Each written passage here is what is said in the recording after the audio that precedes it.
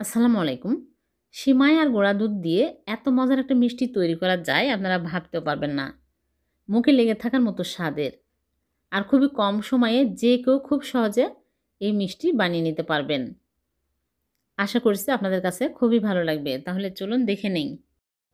প্রথমে এখানে লাল লম্বা সিমাইয়ের একটা প্যাকেট নিয়েছি। এখান থেকে অর্ধেকটা বের করে নিচ্ছি। এই প্যাকেটে 200 গ্রাম আছে। আমি অর্ধেকটা বের করে নিচ্ছি।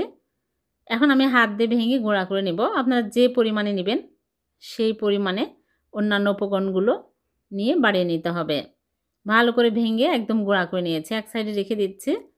এদিকে চুলায় একটা প্যান বসিয়ে দিয়েছি। প্যানটা ভালোভাবে গরম হয়ে গেলে দিয়ে দিচ্ছি ঘি 1 চামচ।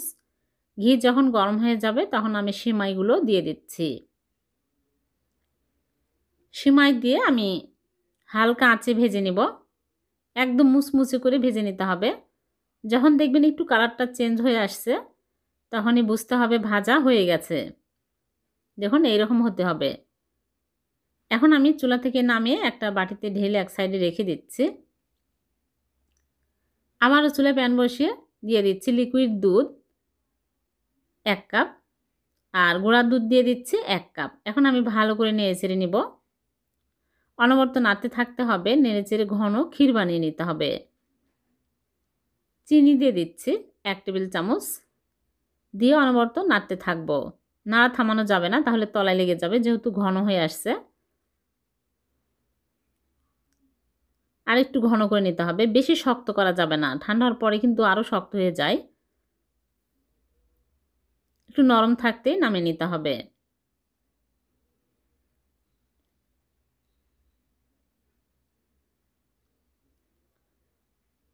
দেখুন ঘন হয়ে আসছে। এইরকম ঘন হলেই চুলা থেকে নামিয়ে নিতে হবে, এর চেয়ে বেশি শক্ত করা যাবে না। এখন আমি চুলা থেকে নামিয়ে ঢেকে রেখে দিব। গরম থাকলে এটা নরম থাকবে, আর যদি ঠান্ডা হয়ে যায় তাহলে শক্ত হয়ে যাবে। এক সাইডে রেখে দিচ্ছি। চুলায় আবারও প্যান বসিয়ে প্যানটা গরম করে দিয়ে দিচ্ছি চিনি 1/2 কাপ। চিনি দিয়ে আমি নেড়েচেড়ে চিনি গলিয়ে নিব। চিনি গলে যখন সুন্দর কালার আসবে তখন আমি এর মধ্যে লিকুইড দুধ দিয়ে দিব। এর চেয়ে বেশি কালার করা যাবে না। এখন আমি লিকুইড দুধ 1 কাপ দিয়ে দিচ্ছি। দুধ আগে জাল করে নিয়েছি। দিয়ে আমি ভালো করে নেড়েচেড়ে ক্যারামেলের সাথে মিক্স করে নেব। তারপরে কনডেন্স মিল্ক দিয়ে দিচ্ছি। আপনারা চাইলে চিনিও দিতে পারেন। আর মিষ্টি আপনারা আপনাদের পরিমাণ মতো দিয়ে নেবেন।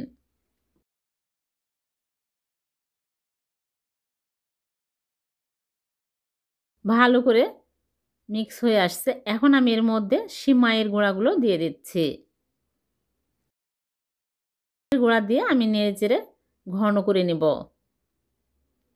দেখুন আস্তে আস্তে ঘন হয়ে আসছে। একটু নেড়েচেড়ে নিলেই দেখা যাবে যে ঘন হয়ে আসছে।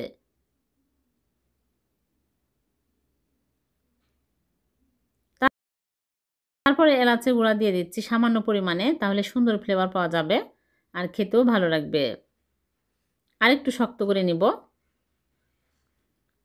তারপরে দিয়ে দিচ্ছি নারিকেলের গুঁড়া 1 টেবিল চামচ। নারিকেলের গুঁড়া হাতের কাছে না থাকলে নারিকেল গুঁড়াও দিতে পারবেন, তাহলে খেতে আরও বেশি টেস্টি হবে।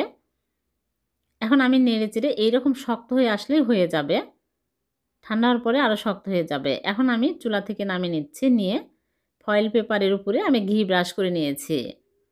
এখন এর মধ্যে রেখে ভালো করে চেপে চেপে পাতলা করে নিব। ফয়েল পেপার যদি না থাকে তাহলে যে কোনো পলিথিনের উপরেও নিতে পারবেন। ভালো করে চেপে চেপে নিলাম। তারপরে আমি ক্ষীর ঠান্ডা হয়ে শক্ত হয়ে গেছিলো, আমি চুলার উপরে দিয়ে নরম করে নিয়েছি। দিয়ে আমি ভালো করে চেপে চেপে সমান করে নিব।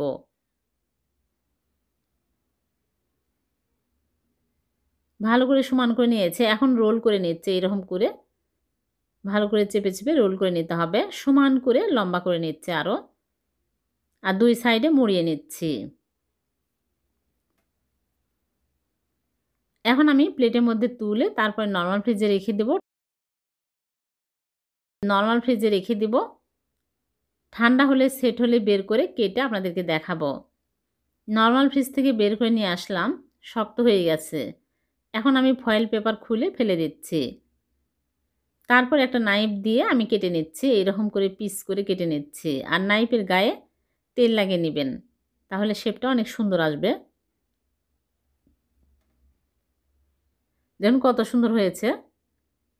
খুবই মজার সিমাই আর গুঁড়া দুধ দিয়ে এভাবে মিষ্টি বানিয়ে দেখবেন, সবাই অনেক পছন্দ করবে আর এতটাই টেস্টি হবে ভাবতেও পারবেন না।